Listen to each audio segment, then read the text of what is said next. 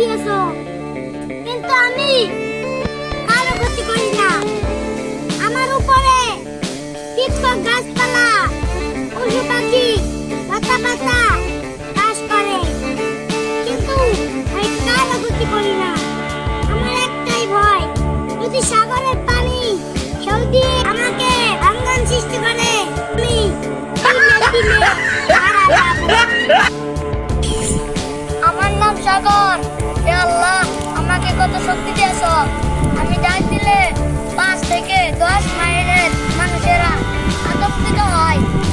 আমার জ্বর আসলে আমি পৃথিবীর সব কিছু ধ্বংস করে দিতে পারি, কিন্তু আমার ভয় করে পাহাড় যদি আমার উপরে ভেঙে পড়ে যায়, তাহলে আমার সাগর তো ভরাট হয়ে যাবে।